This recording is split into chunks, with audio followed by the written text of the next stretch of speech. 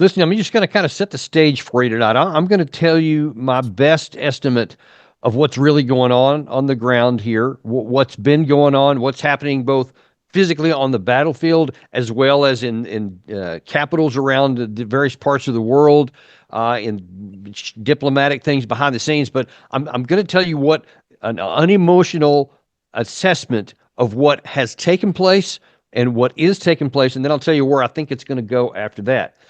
But I'll tell you, depending on where your political form of view come in, you may not like some things. You may not like some of the conclusions that I draw, but I'll just tell you to the best of my ability, I'm going to give you the no kidding accurate stuff. But I'll tell you for sure, it's going to run cross purposes and cross grain to what a lot of the popular narratives are. And that's part of the problem that we have here is that a lot of the popular narratives are not connected to reality. They're what people would like to believe. What they want them to believe, or they're what they want to be. They're giving a narrative that they wish the world would be like this, so that this thing can happen. And I'm going to try and cut through a lot of that for you. I interviewed a former British Commodore on my show last week, I guess it was, and he put it really succinctly. He said that most in the West are operating off of a theory of the world that they wish it would be, whereas the Russian side is running off the world that it is. And most of their policies are based on what is real. You don't have to like Russia. You can hate Russia. But you do have to understand what the other half of this equation believes, because part of the additional part of the problem from the Western media perspective is that they love to just do black and white stuff. That makes it real easy because this guy over here, he's Hitler. He's all evil. He has no redeeming qualities. He therefore has no valid position on anything. Anything that he does is by definition bad, wrong, and evil. And so you can just dismiss everything on that half of the equation and then focus on all the stuff on this side. And it's by the paint of the picture that they want you to believe. And that is almost never true. It's never a black and white situation like that, good versus evil, other than the movies. But in real life, it's rarely that way. You typically have some good and some evil on both sides of this equation, and that's the case that we have here. In my view, there are really no, quote, good guys here. There are only guys. Because depending on whose perspective you want to look at here, if you look at it from the Western perspective, from the Ukrainian perspective, obviously Zelensky is the good guy. He's the hero of the story. He's the newfound Winston Churchill in a T-shirt, like they called him at the beginning. And obviously Putin is the Hitler character. So that makes it easy and fun for us to watch. But it doesn't give you a good idea of what's actually happening. So let's start really kind of where this war started. And it didn't start on February 24th of 2022. You really have to go back to June, I believe it was, 2008. That's the first time that NATO formally stated in a public document, an official document, that Ukraine and Russia would one day be accelerated and offered membership in the NATO alliance. Now, Russia at the time, and Putin was already in power at the time, and they said that is an absolute red line for us. We will not accept that. Even when NATO eventually came onto Russia's border in the Baltic regions for various practical military reasons, they didn't like that, but it wasn't that big of a threat. And I'll tell you why the Ukraine one was, because some people say, well, NATO was already on Russia's border, so that's a non-valid reason. It's very valid militarily. And the reason why is because from the Russian perspective, they were terrified of NATO expansion because of the history. They have 2 times in the previous 2 centuries been invaded by the West in this area, coming in through what is now Ukraine. You had Napoleon come in the 19th century, and in the 20th century, of course, you had Hitler roll inside there. And then in the 21st century, Russia has watched as NATO has methodically creeped up over a couple of decades, several decades, up to its border. And when you have these planes, and when you look at a map, it's interesting because you have what the way the Ukraine kind of comes to this this shape like this. It's almost like an arrow that's pointing right straight to Moscow. And the plains there are wide open, and armies have historically used that as an invasion route to get to Moscow.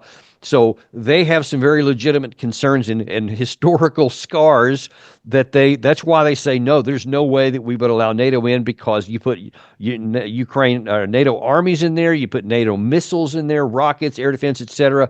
It's minutes away from our territory, and we're just not going to tolerate that any more than the United States would ever even consider tolerating Russia or China having a military alliance on our border with Mexico. If anything like that happened, I assure you, nobody in America would say, "No, that's fine. They're just a defensive alliance, so they're not going to attack us. They said so." I mean, we would never trust them. We would never believe that, and certainly would not let Chinese troops be stationed just south of Brownsville, Texas, for example, or not far from the Arizona border. It's just not anything we would contemplate, and we've obviously seen some of that, which we were almost at the brink of nuclear war in 1962 when Russia had nuclear missiles on Cuba just 90 or so miles off the coast of Florida. So we do understand why we would not tolerate that, but somehow we don't understand why the Russians would have a problem with NATO on their border, because as all of our media and all of our narratives put out, we're a defensive alliance, the most powerful and successful military alliance in the history of mankind for defense. We don't threaten anyone. We're not going to invade Russia. We would never do that. That's what we say all the time. And I have no doubts that virtually everybody who says that means it. They probably sincerely thought that. But what they failed to do was to say, what does the other side of this look like? What is the historical baggage that these guys have on the Russian side? And how is this stuff viewed? How would we view it if it didn't? And I just pointed out to you, if anybody does that mental process, I oftentimes find people go, yeah, actually, I wouldn't be, okay with that at all. And I certainly wouldn't trust Russia that they're never going to, or China, communist China, that they're going to never invade us, even though they're in a military alliance with Mexico. But somehow we expect Russia to believe that, well, because we said it. Except Russia's not going to believe it. They didn't accept it. And so that was at the NATO summit in Bucharest in 2008. And it wasn't even a year later that Russia used limited military power in Georgia to prevent Georgia from coming into NATO. Now, part of that was spawned by the effect of trying to tell this small country that had grievances with Russia on its border that, hey, you're coming into NATO. And so the president of Georgia at the time, Saakashvili, I think got a little bit cocky and started taking some provocative actions toward Russia because he thought he had basically NATO already over his back. And not many in the West are aware of this, but the first shots of that military encouragement I talked about in 2008 was started by Georgia. They started attacking Russian peacekeepers that were in the area, and then Putin took full advantage of it and then rolled a lot of his troops into two of the provinces in Georgia. But it was instructive then because Putin's idea wasn't just to conquer Georgia. His idea was to keep NATO off of his border. So he took the opportunity to occupy these two. It says South Ossetia, and I can't remember what the other one is off the top of my head. He occupied those two, and I think they're still there to this day. But by doing so, he kept it off balance so that it can't join NATO, because to join NATO officially, you have to have no border disputes with anybody, and you have to have no internal disputes either that haven't been settled. And obviously they had a border dispute and they had internal issues. So nobody talked any more seriously about bringing Georgia into NATO. But now then, for some reason, we didn't apply the same understanding to the Ukraine side. So now then we have the issue happened in 2014. Let's move up to that. 2013. Let's start in 2013, because that's where the real origins of this war started. If the seeds were planted in 2008, the first sprouts came up in 2013 when there was an opportunity for I think it was Yanukovych was then the president of Ukraine. The legally elected president of Ukraine was Yanukovych. And it's interesting because when you look at an electoral map, you know how in the U.S. you have the red states and the blue states, and you can always see that the heartland is almost always red and the coasts are blue and whatever the big cities, et cetera. There's a similar dynamic in Ukraine. except that it was geographic primarily, not just in cities and so forth. And all the further you went to the west from like the Dnieper River, so to the to the east, the more Russian it became, and not just Russian leaning, but actually Russian ethnic people, Russian speakers, etc. They overwhelmingly voted for Yanukovych, and then people in the West, which are very pro-Western, were voting for the guy that ended up losing that campaign. So they weren't real happy about it, but it's an election. That's how it works. And so he was in power. Well, at the time, there was a deal in late 2013. Ukraine was deciding where it was going to go economically. They could either tie their future to something that was toward the Russian side, or they could tie it to something toward the Western European side. Obviously, the West wanted to go west, and those in the East wanted to go east. But he's the president, so he has to make a call. It looked like he was about to tie himself to what was going on in Western Europe. And then at the last minute, he got what he considered to be a better deal from the Russian side with less strings attached. And so he said, all right, we're not going to sign this economic deal with the European Union. We're going to sign it with Moscow instead. And that just lit off a revolt, a literal revolt among many of the countries. And there was protests and there was all kinds of disputes. And then in late 2013, leading into early 2014, the protests started getting bigger. The government tried to put down the protest. Then there's a lot of disputes about what happened next. Some claim that there were those on the West that fomented the violence and actually started using sniper shots to kill some of the protesters to make it look like it was the government people. And then that just exploded further. Who knows what the truth was? We may never know for sure. What we do know for a fact, though, is that there was a lot of violence that set up, and all of a sudden now there's a constitutional crisis. Now, remember, Yanukovych was elected by the people legally and by every account. So he is the legal leader of the country. Now, obviously, the United States didn't like him, and he certainly didn't like him moving Ukraine in the other direction, because we had already declared in 2008 that they would eventually come into NATO. So that would kind of upset that path and that possibility there. And in the process of negotiating an end to the violence inside the country, there were members of the European Union, members of the Russian government, and then, of course, the protesters and the Yanukovych government. And they all met, and I want to say it was on the 13th of February. I can't remember the exact date. February, though, all the parties had finally reached negotiated settlement and said, okay, I tell you what, we'll have new elections in May. And that way you guys can vote again, and we'll have a new president, a new parliament, and then we'll do whatever they're going to do then. That seemed to settle the issue. The problem is, though, that, and this is where Victoria Nuland comes into the play, because there is leaked recordings that she was actually working with the U.S. ambassador at the time. And they were supporting the protesters, the people who were going to unseat the government. And instead of accepting the deal that was done that way, the next day Yanukovych came back from the negotiations to his office. And instead of waiting until March, and so this is February, instead of waiting until May when the elections were going to take place, then they turned violent, and all of a sudden many people in the West who had taken over in their parliament said, we're gonna bring you up on charges, and we're going to impeach you, and we're going to put you in jail. And then he ended up fleeing to Russia. And then, of course, after that, then the opposition now said, okay, we declare we're now in charge, etc. And from that point forward, everything went to the West. And so from the Russian perspective, it was a coup. And just rationally speaking, just looking at what actually happened, there are some elements of it in there. We supported people who were protesting against the legally elected government, even before this issue in February. So we were supporting, at government level, Victoria Nuland on the streets with the protesters. Just imagine that. An American official who we always say that the people get to make the shots, but we're for legal and fair elections. And now here we're supporting a group that's trying to overturn the legally elected government and put their own people in charge there. But that's what we did. So from the Russian side, now then you've completely upset things, and you've acted illegally. You always say you want a rules-based national order that we should all follow, and that here you're violating the very things that you otherwise promote if it's people that you like. So from that perspective, now then they're really upset. And when this government then takes over, now then that sparks a civil war.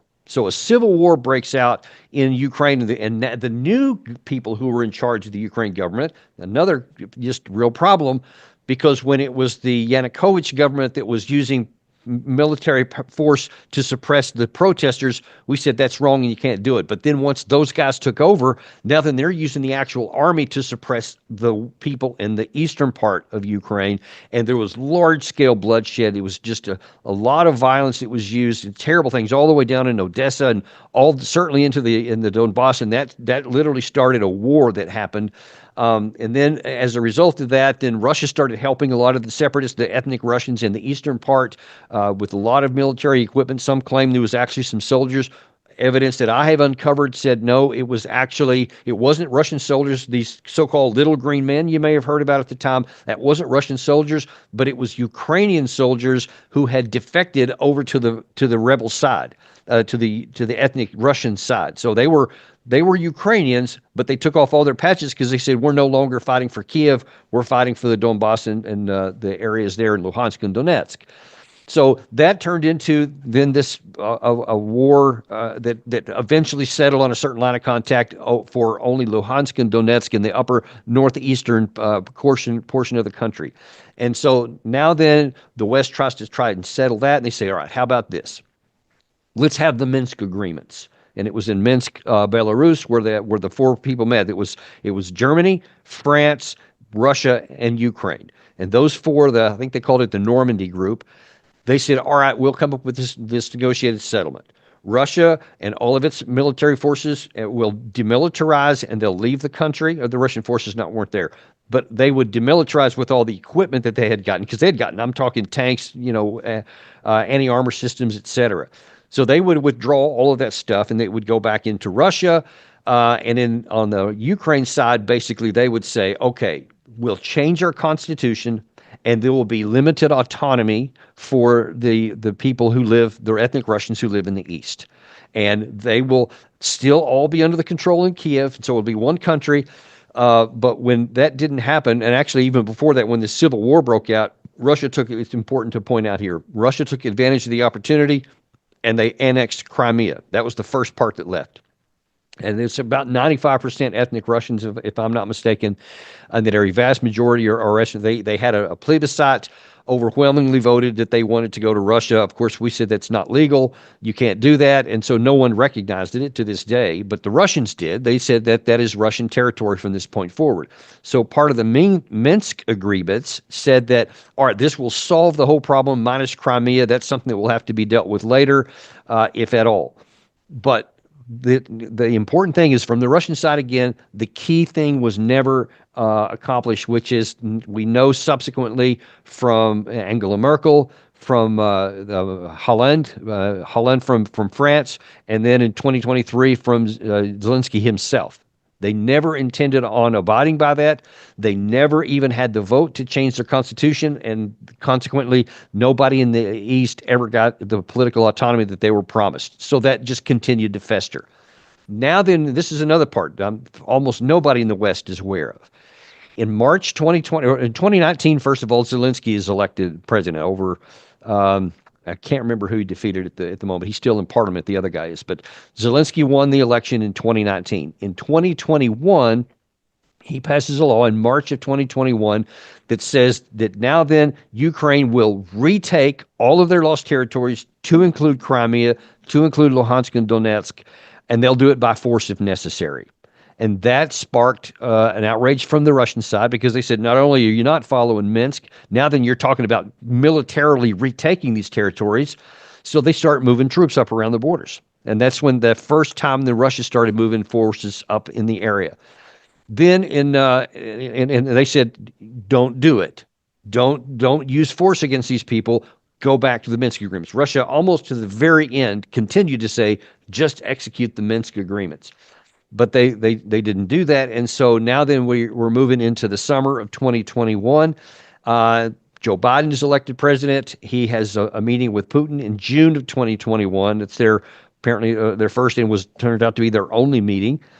And I have been told by a senior diplomat who's a very close ally of the United States that at that meeting that Putin plainly told Biden, if you attack, if you don't take NATO off the table for Ukraine, especially in light of what's going on here, we will use force to sit this. That's the only way that he said he could. Putin said he could protect the ethnic Russians in the eastern part of the country, and reportedly Biden just said, "Yeah, no, we're going to do whatever we want to do, and if you do that, if you take a war, we're going to crush you economically with sanctions like nobody's ever seen, and you'll be crushed, and you won't win, and we'll help the Ukraine side with lots of weapons."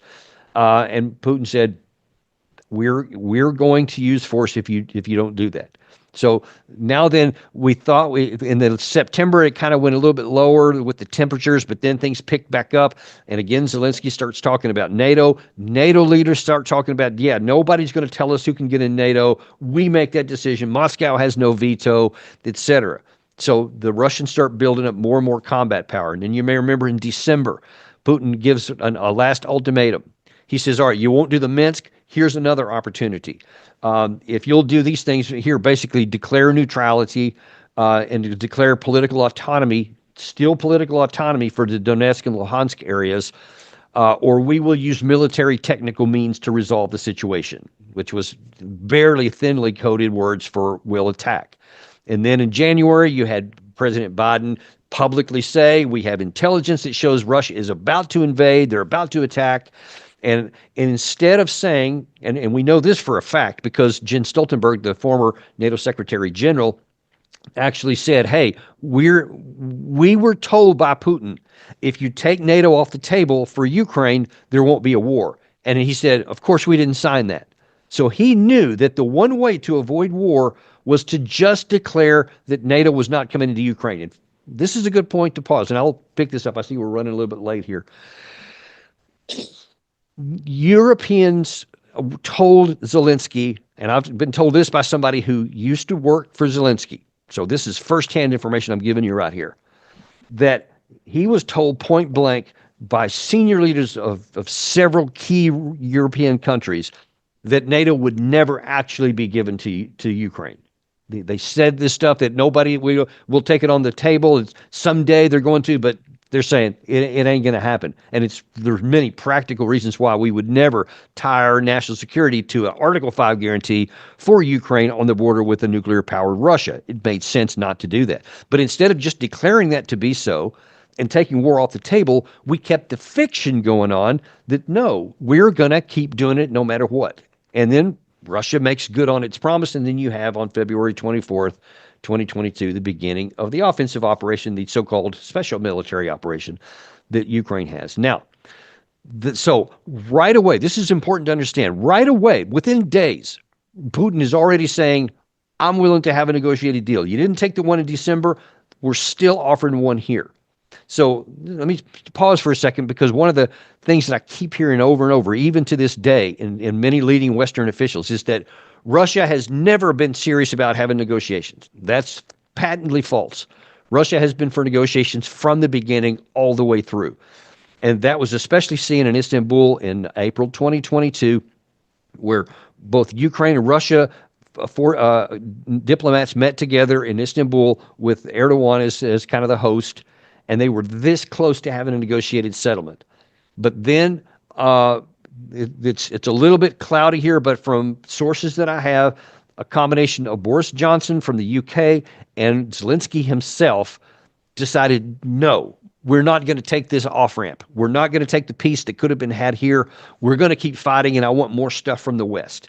And Johnson was, because he has this inherent hatred of the Russians, was only too happy to do it. Apparently, President Biden was equally eager to do it and said, yeah, we'll support you with all this kind of stuff. And, everything ramped up weapons-wise. And first it was just anti-tank missiles, and then it turned into some of the older armored vehicles we have, Humvees, and then it turned into 777 howitzers, and then it turned into Bradleys and tanks and all kinds of stuff as time went on. So we had a chance to have negotiated an end to this war 2 months in. Now, it is also crucial to understand that when you look unemotionally at the balance of power between the two sides, there was never never a chance that Ukraine would win. It doesn't matter how much stuff we gave them, because Russia has all of the fundamentals that you need to win a national war, especially a war of attrition. That's the manpower, the industrial capacity, and the political will. To Russia, this is an existential issue because they don't view this as a war between Russia and Ukraine. They view it as a war between Russia and NATO. And of course, we feed that every day by bragging about how there are 50 nations that have been helping Ukraine from the outset, giving them training, long-range missiles, intelligence support, targeting support, and obviously millions of rounds of ammunition, rockets, and everything else, jets, tanks, etc.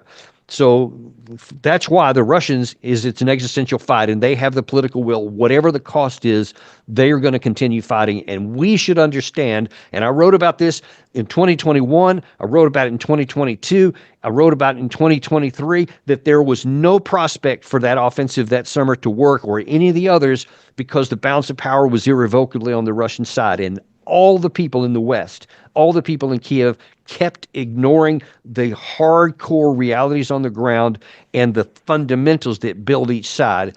And instead, they continued to fight. And because we didn't take that off-ramp in April 2022, another one in November of 2022, another one in the following the failed offensive in 2023, and one last one in the summer of 2024, we never took the off-ramps that we had. Not Zelensky, not Keir Starmer, not Macron, not Joe Biden. Nobody took the off-ramps.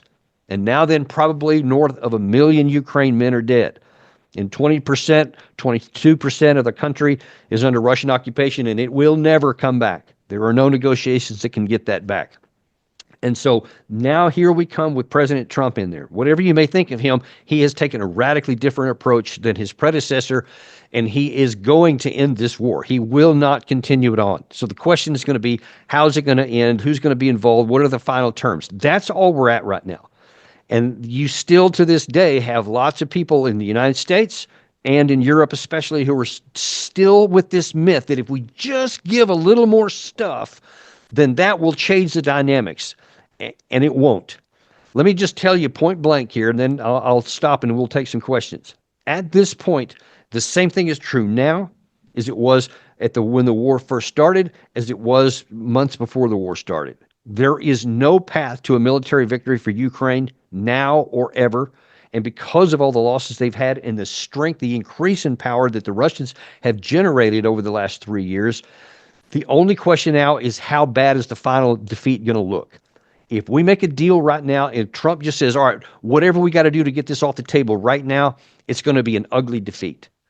If we don't do that, and if we say, no, we're going to hold out for this, we want the end here. We want a frozen conflict. We want troops to monitor or patrol a DMZ kind of a situation. So we're not going to agree to that.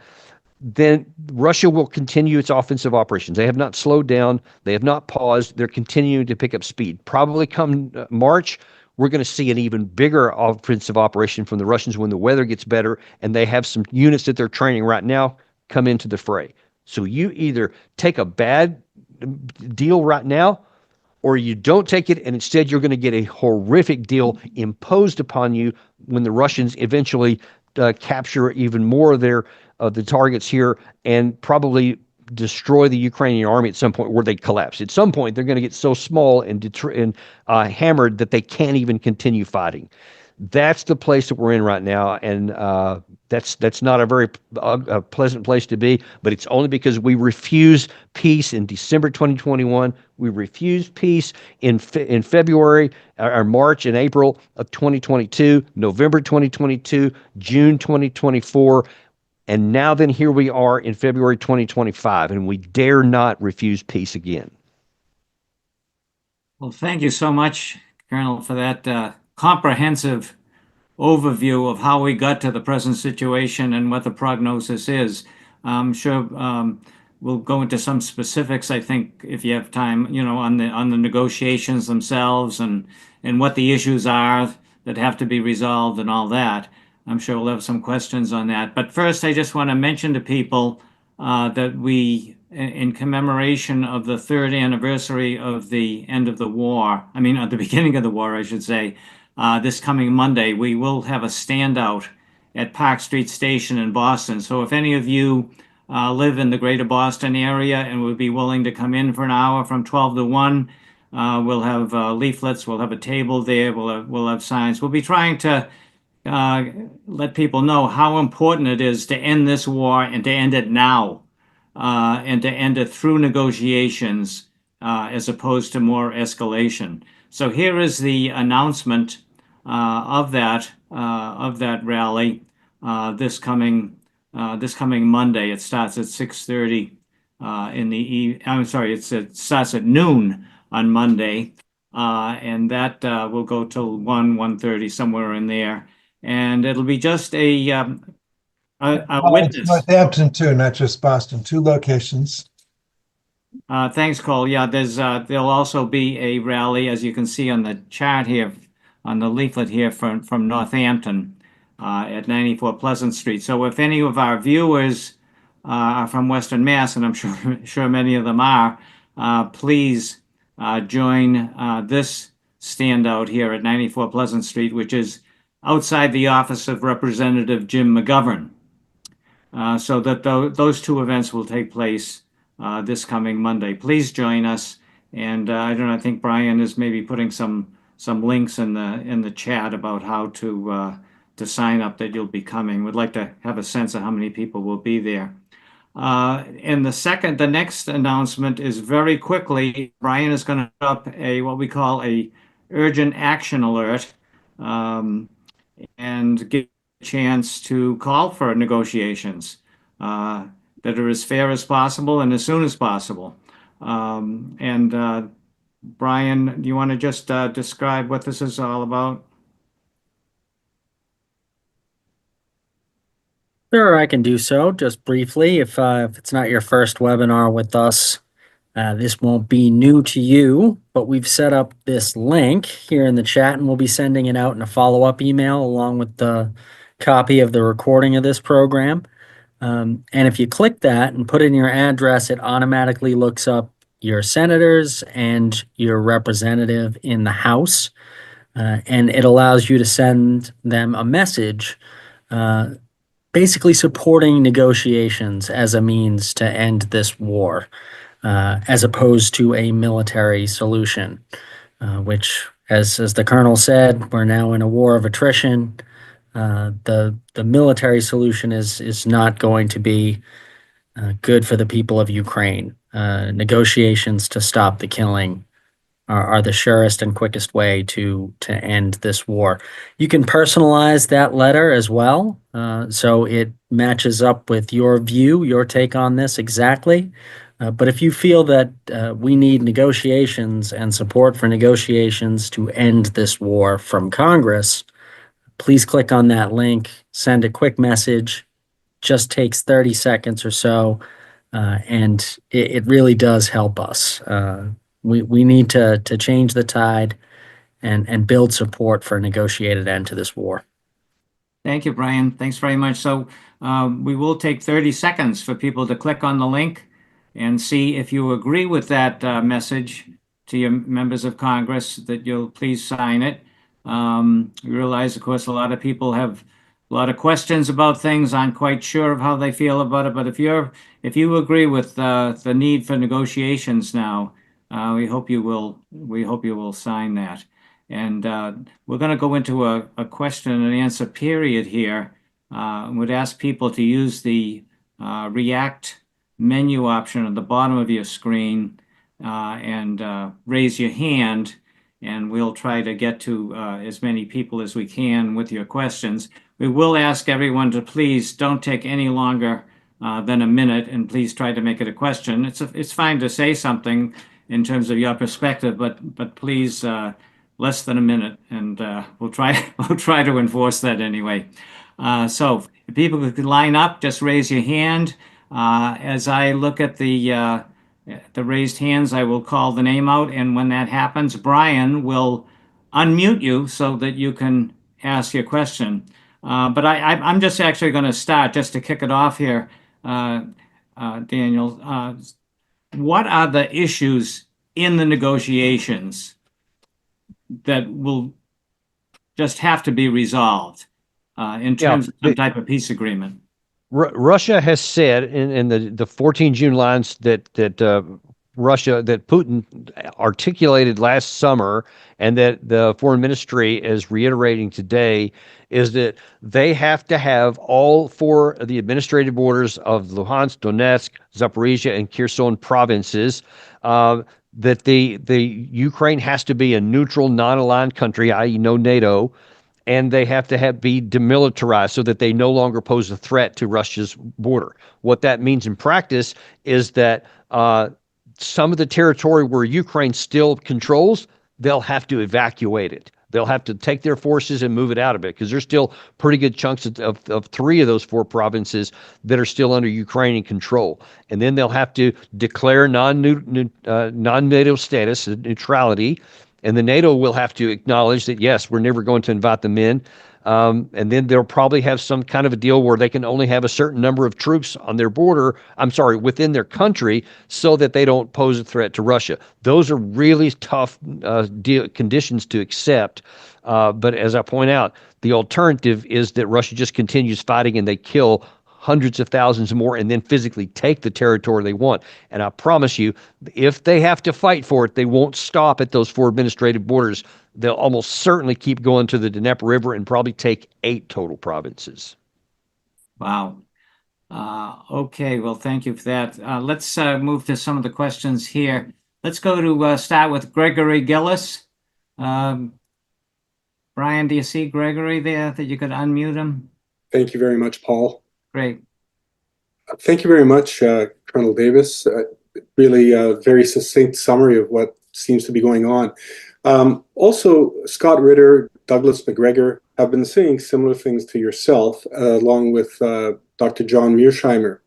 And they've also been saying that the collapse of the Ukrainian army has been imminent, really for over a year, but it hasn't happened. Now, can you explain why Russia hasn't ended the war by now? And just as well, do you think NATO survives after this debacle? Here in Canada, we're being asked to put up our military spending by the Trump administration, which will bankrupt Canada.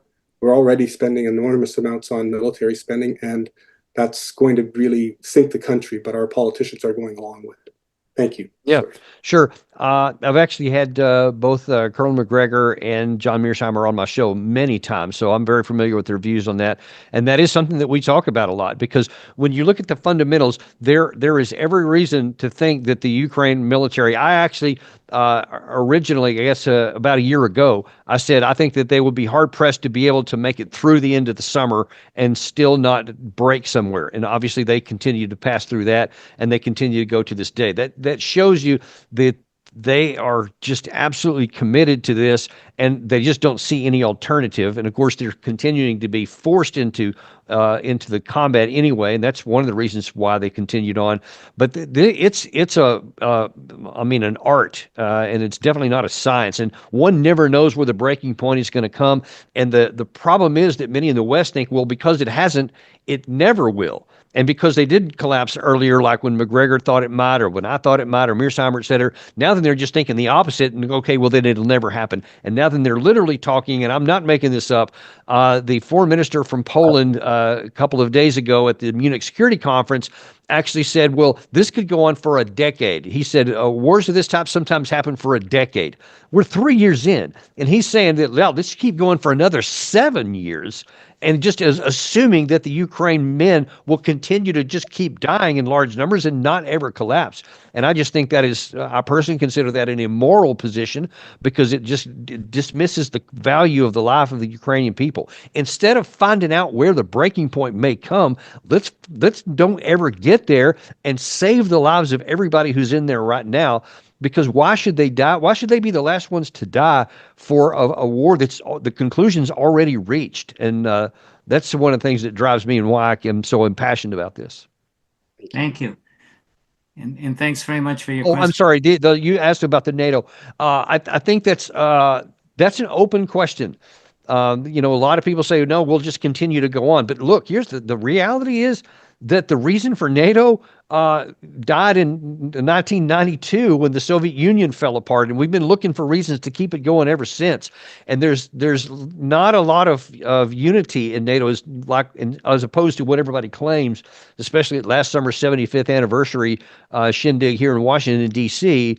When you look at the facts, they're really not. I mean, you got Slovakia, Hungary, and Turkey are actively saying, let's get this war over with and reestablish relations with Russia. You got many other countries in Europe that are saying, yeah, and let's get these sanctions off too, because they're hurting us, especially with the price of energy itself. And now then you got Trump coming in saying, hey, I think y'all ought to be spending 5% of GDP instead of just 2%. You're right. That'll bankrupt a lot of countries. So if they're actually compelled to do that, I don't know that they'd be able to. And then it's going to be a question, does NATO in its current form continue to exist? I don't think it's a guarantee. Okay. Thank you. Let's go to Donald Smith. Donald? Yes.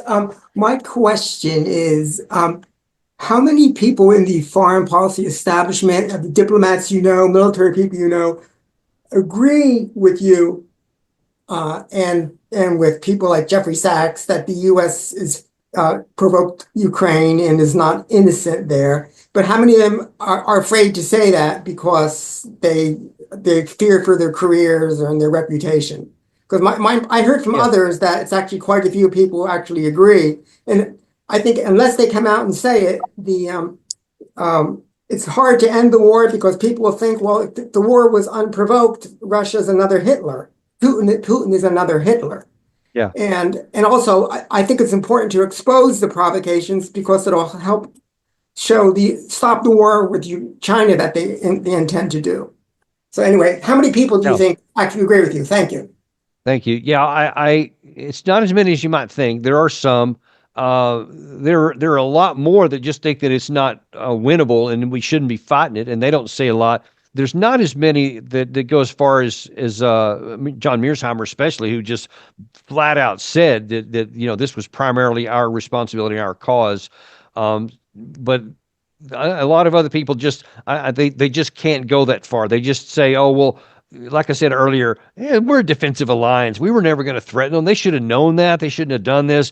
But, we shouldn't have maybe gone into, press NATO in, especially in 2021 after Russia has put their troops on the border. But that's about as far as it goes. So it's not as many as you might think, as many as I might wish there was, which is one of the reasons why we continue to promote over and over that there were definitely provocations and that we would be ourselves provoked if the thing was done to us that we were doing over there. That seems to have a little more traction when you say, listen, just change the dynamics here. Mexico, China, communist China, they're on our border, but they're saying this is just a defensive alliance.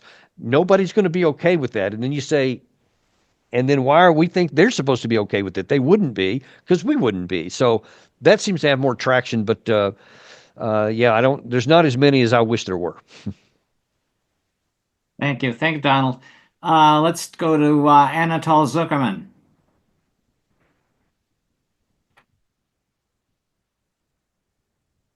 Yes, hello, Mr. Davis.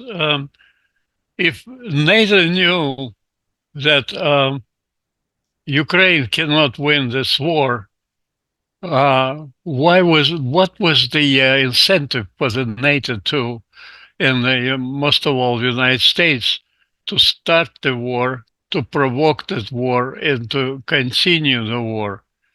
Yeah, great question. And I have identified, there's a whole bunch of, some reasons or whatever, but there are two that really predominate in my view. One is some actually believed it. They actually thought that with NATO's help, Ukraine could win its war. And I mean, you don't have to look any further than retired U.S. Army General Ben Hodges is almost every day on some television show somewhere to this day still saying that they have a chance, that Russia is just about to collapse. So we just need to go a little bit further and then everything's going to be okay. He actually said in the summer of 2023 that Ukraine would be in Crimea by the August of that year. which was I was always absurd. And then it was even after the offensive itself had clearly already failed, he was still saying that. David Petraeus, the alleged hero of the Iraq surge, the former CIA director, continued to say right before that offensive, he said that he thinks that because of all this training the Ukraine side had gotten and the weapons that they have, and that now then they're going to push into the Sea of Azov, and that the Russian army could crumble and maybe even collapse if things go the right way. That was always insane. And I called it out at the time. I said, there's no way that's right. But that's what he was saying. And of course, when you have a 4-star, 3-star General Jack Keane on Fox News all the time, all these guys keep saying this stuff. So people think, well, they're 3- and 4-star generals. They must know what they're talking about. So people think it's right. That's one group. But then there's the ones inside that really know that there wasn't going to be. And I didn't know that enough to know from inside some people I've talked to that they're aware of that. I think that the Secretary of Defense, Lloyd Austin, under Biden, I think he's in this category. They just wanted to harm Russia. They're perfectly content. Hey, if Ukraine wants to fight and die for their country, okay, who am I to stop them? Let's in fact help them out, because if them doing what they want to do harms my enemy, and by the way, that's a twisted thinking anyway. Russia's not our enemy. They never should have been. This was a war between these two sides, but that's the way they view it, because too many people, and this is so important too, too many people in these power positions all across the United States and in Europe still lament the loss of the Cold War. They still have that mentality that they grew up with, that they can only see Russia as the great evil empire. And they never changed on that when the thing fell apart.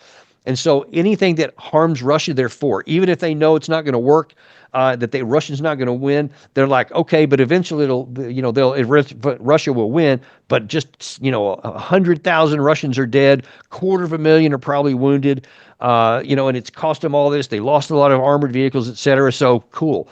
That is a bizarre situation because it is so short-sighted, not to mention immoral, because you're supporting something you know is not going to work.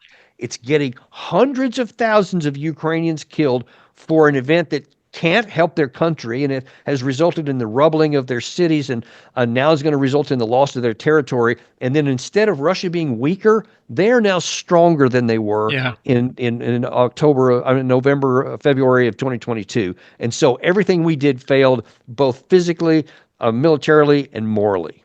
That's amazing. So what now? Well, now we have to hope that Trump is able to stick with his guns and get this thing negotiated and off the table ASAP. Because as I said a minute ago to Paul's comment there about what are the conditions, those are hard pills to swallow for anybody in the West, regardless of anything I just said.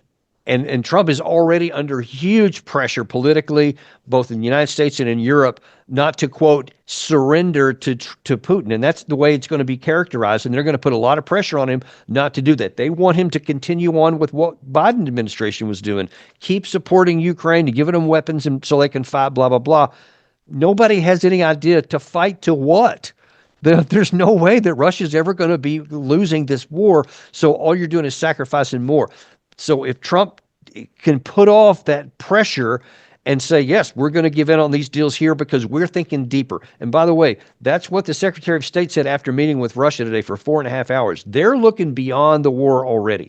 They want to improve relations between the two. They want to have some more nuclear reduction talks, and I'm a big supporter of that.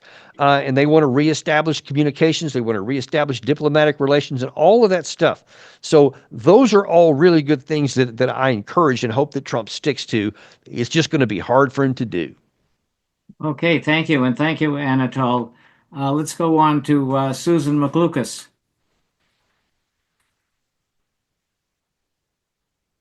So what do you think about the way that Trump is doing this, leaving Zelensky out? Yeah, I'm a big fan of that, and I'll tell you why. You have Zelensky here is in the last, we'll say, just keep it at 3 weeks or so. He has shown that he is not somebody you want to bring to a negotiation. If your intent is to get this war over with, then it doesn't make a lot of sense to bring in the guy who's saying, I'm not going to give up any of my territory. I'm still going to be in NATO. Oh, by the way, I want nuclear weapons because that'll give me some suggestions there. And he has made hideous decisions. Or again, It was his decision not to take NATO off the table in December 2021, not to accept the Istanbul in 2022, not to seek peace and negotiate a settlement after the failed offensive in 2023, et cetera. So every time he has had a chance to end something in negotiations, he has rejected it. So if your intent is to reach a negotiated settlement, you don't want that guy sitting at the table next to you thinking he's going to have a veto over what you say. So unfortunately, that's not a pretty situation, but that's the reality. Okay, thank you. Thanks, Susan. Anything else? Just, if he says no way, well, then where are we? Right. And that's exactly what he has said, by the way, on American Yeah. television yesterday. He was point blank asked, will you abide by a deal that you are not part of? And he said, point blank, no, I won't. So then you're going to put Trump in an even more awkward position, but one I think he'll follow through with. Then Trump will say, okay, you don't want to abide by these deals? You're a sovereign leader of your country. I'm not going to, I don't have any force over you, but you're going to do it without our weapons, without our ammunition, and without our diplomatic support. So you do what you think is right for your country, but you'll do it without us. And then Trump would probably withdraw the rest of our support, wouldn't give anything new. And then it's up to Zelensky and maybe Europe. If they want to get involved with it, then they can do it then. Otherwise, they will lose the war physically, because without, the constant flow of American stuff, they can't even hang on to what they got right now. And that's an ugly situation, but one I think that Trump will take if he's if he's backed into a corner. Okay. So probably they would accept it even though they didn't want to. We'll see. Anything else would be suicidal. If Trump negotiates a deal that Putin agrees to and they're ready to go, and Zelensky says, I'm not going to do it, I frankly think, and this is a scary situation, I think he may face a revolt from his people, because I can promise you, I talked to somebody in Kiev this very evening, and they said, listen, a lot of the people are for Trump. They want him to bring this to an end. You see, the closer you get to the line of contact, the people in Ukraine are sick and tired of war, and they know there's no victory. They just want the war to stop by whatever means. And if Zelensky keeps it going, even when he doesn't have support of the U.S., we can't guarantee his safety from his own people. That's happened before. Yeah. Thank you. Thanks, Susan. Let's try, how about Elizabeth Ecker? Yeah, I have just a very quick question. There are a lot of bombed churches in the Donbas area. And I think 60 Minutes once said, oh, it was Russians that bombed those churches. Who really bombed those churches? Was it the Ukrainians or the Russians?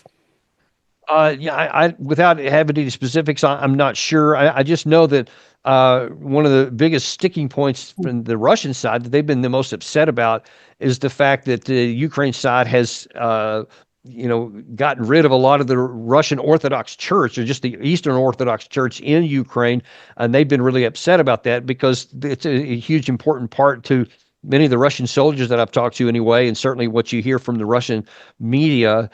So I've not seen personally any evidence that Russia ever targeted a church, because they like to protect those things.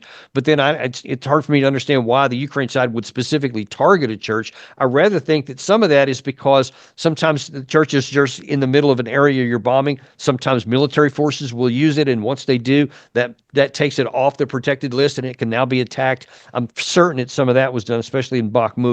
But I couldn't really speak to some of the rest of it because I haven't seen those specific reports.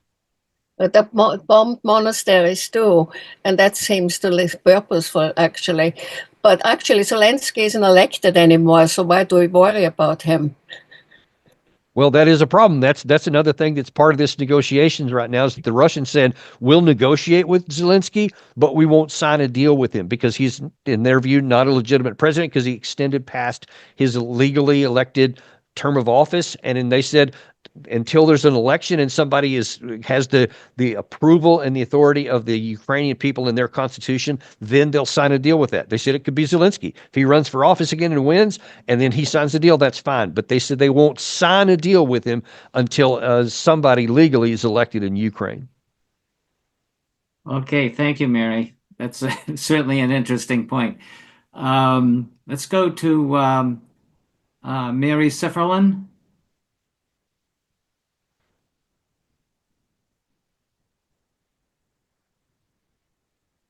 Mary, are you out there? Yeah, can you hear me? Yes. Yeah. Okay, I think Zelensky doesn't trust that Putin won't just rearm and reinvade. Putin's not allowing any security guarantees for Ukraine. Right. And I think when the war first started, well, if the world thought that Russia would take all of Ukraine in like a week. What surprised everybody was that Ukraine actually resisted. And that, my understanding is that it was the fact that they showed they could resist, and that's when they started getting more support from the West. So do you think that Putin, it seems that Putin really wants all of Ukraine. He did publish something in June 2021 saying that Ukraine doesn't really exist. It's not a separate country. It's all of Russia. One could believe that he wants all of Ukraine, that he wanted it in the first place, and that is his ultimate goal.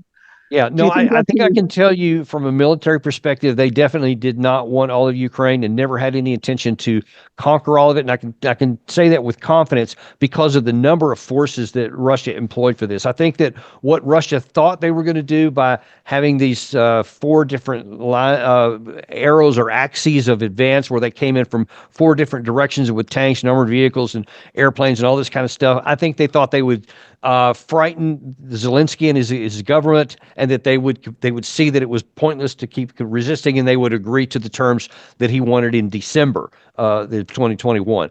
But instead, this was one of the big mistakes that Russia made when the Ukraine side didn't do that. Like, say, for example, what happened in 1956 in Hungary when the Soviets rolled in with a bunch of tanks and made a big show of force. They were the Hungarian side was recognized they couldn't win, and so they basically just capitulated and laid down.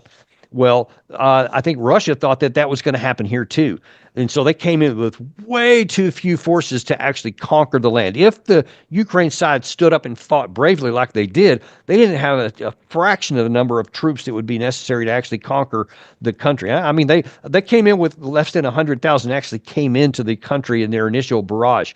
And by comparison, today they have somewhere around 700,000 just in the occupied portions now. So 7 times what they came in with, and you see how hard that is right there. So Russia didn't want to have it. They don't want it now. And I'll tell you that with confidence too, because Russia knows, and they've said this many times, especially when you look at that electoral map I mentioned at the beginning of where the ethnic Ukrainians are, where the ethnic Russians are, etc.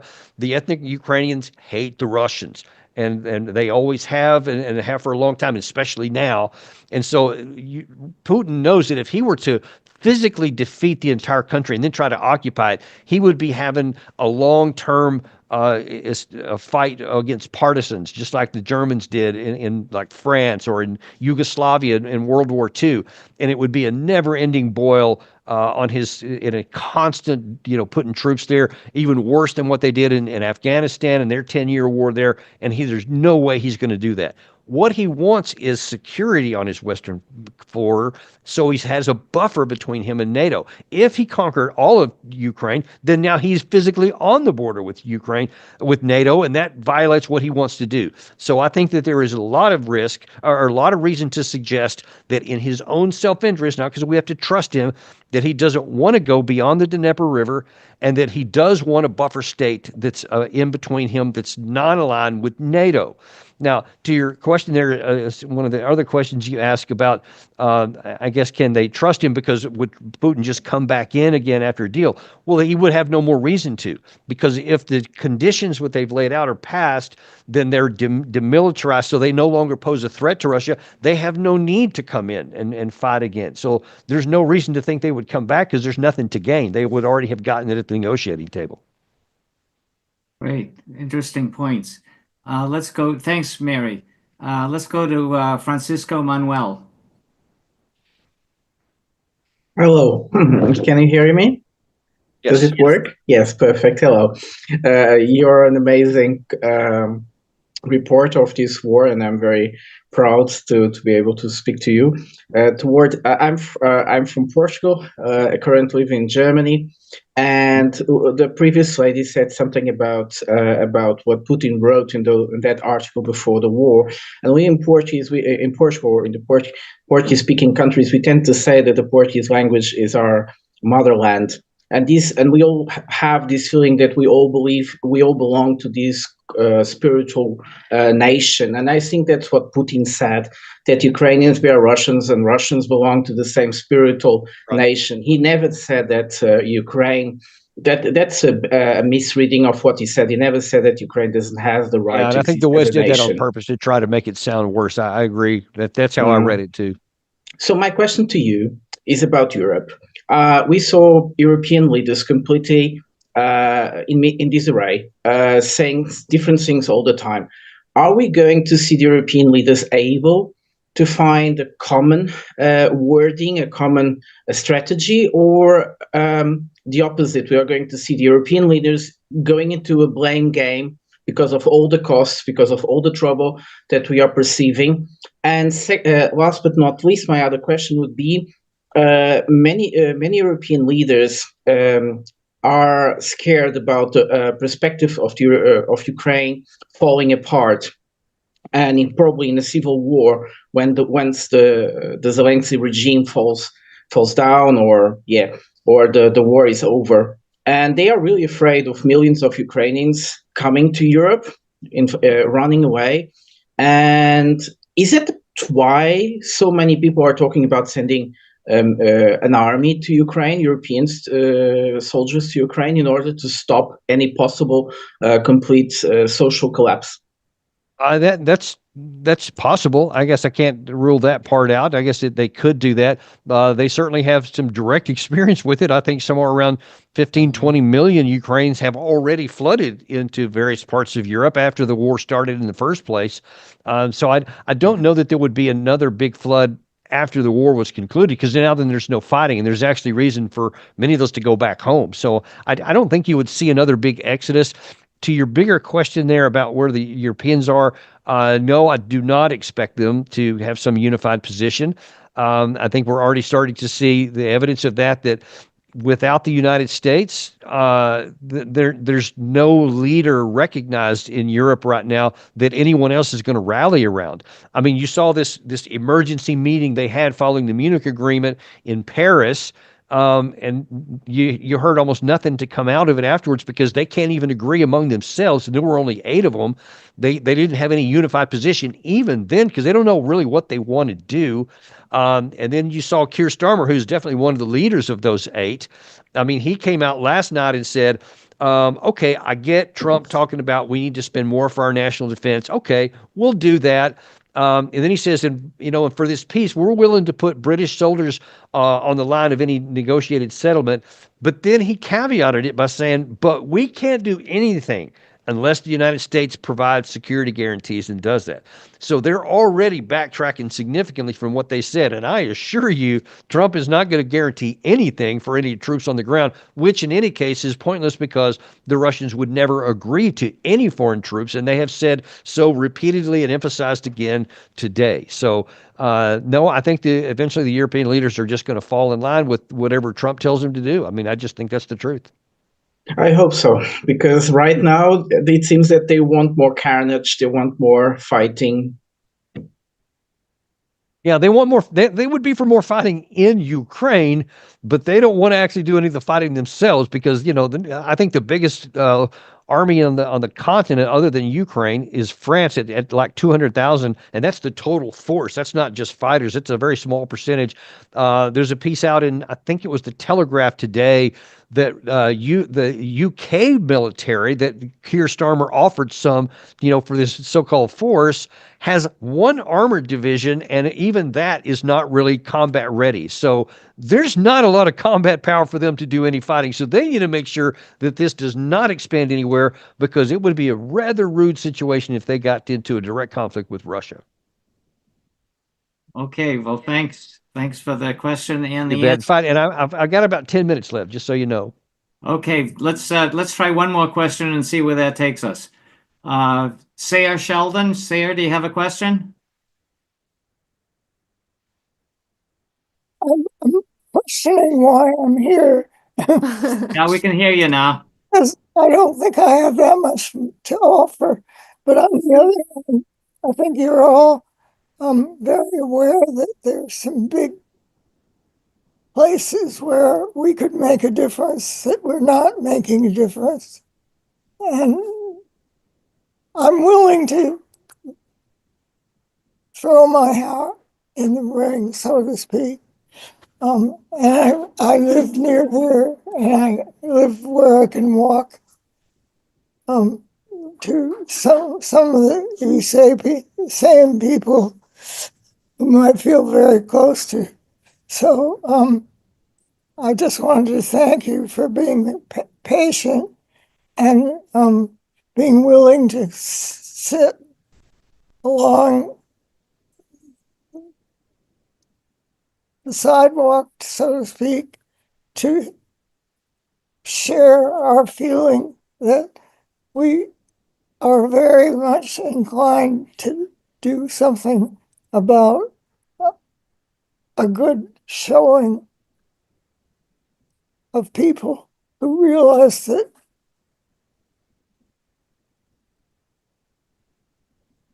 the future lies partly in people like you who look at what's around us in our daily lives and see that we still have work to do that hasn't been done. And well, listen, Miss Sheldon, I just say I admire you so much, and I'm very grateful for you and really everybody on here who wants peace. As someone with 4 combat deployments who's seen the devastation of war and the destruction it does, almost never produces anything positive. I am 100% behind you and everything you guys are doing to try and end this conflict here. So God bless you. I've been doing it all my life, practically. And it's still not enough, because it's so important to recognize the amazing work that both men and women have done. But of course, I have a particular feeling for women because I went out to work with them very early in my life. And Okay, well, is still welcomed by them. So thank you all. thank you, Sayre, and thanks for all that you've done over all these years Well, to keep the torch burning. Well, I'm still functioning, and I feel a tremendous longing to just be out there working with you, because you have a huge weight of the country on your shoulders. Yeah. All the women who've done so much.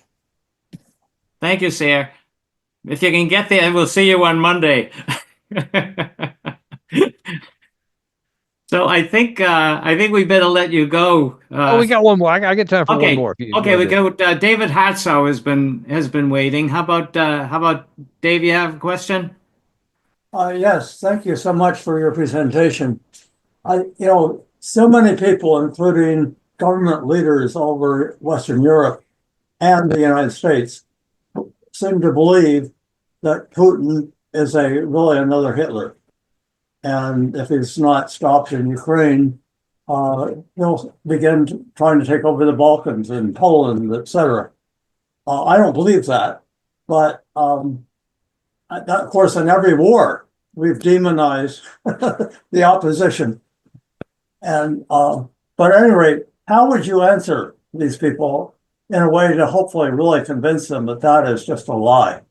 Yeah, that's something I've been battling from this whole war began, because when you can, as I pointed out just a second ago, when Russia made this initial incursion into Ukraine, and they still call this a special military operation as opposed to a war, because they have limited aims, which is to provide security on their western flank. They now have added tremendously. They have added 500,000 to their force from where they started. Actually, more than that, probably closer to 600,000 now. So they're much much bigger and much more capable than they were at the beginning. And then they have the ability, if they want to really unleash it, because apparently there's somewhere between 200,000 and 300,000 Russian forces that have formed into units that have not yet joined the fight. And they can, at some point, especially if these negotiations fail, drive home and just win a complete military victory. Now, the only way that they would take any other territory is if they continue to feel threatened and they don't get security and they don't have a negotiated end. There is a possibility now, and this is the first time I've said that because it hadn't existed up to this point, that the Russians could take the Baltics if they feel like that even if they take the Dnieper River and still the war doesn't end and still the Europeans still try to provide more security for whatever's left of Ukraine to continue fighting, that they could then say, all right, we're going to take all of our western border, and that means the Balkans, and cut it off, because it is very, very vulnerable, much more than people recognize, because there's a very small strip of land called the Suwalki Gap from Poland where everybody would have to go through there to even have a chance to do anything to Russia in there.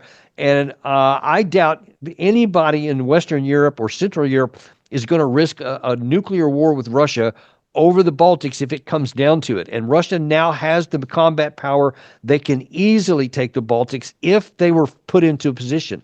That's why one of the other big reasons I'm so emphatic that we need to end this war right now, right where it's at here, even if that means giving Putin the territory, the administrative borders where they currently don't own all the territory.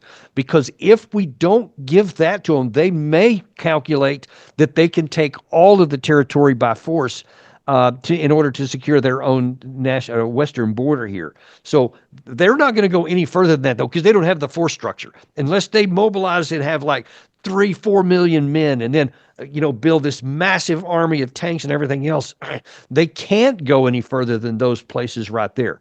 So that's the real reason they don't have the capacity to threaten Western Europe like some of these people claimed.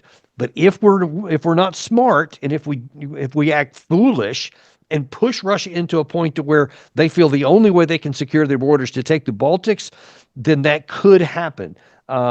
We just need to make sure that we don't give them any reason to do so. Thank you, David. And Daniel, thank you so much for taking this this evening with us. We really appreciate it. Thank you for all your answers that directly address the questions that are asked. That was terrific.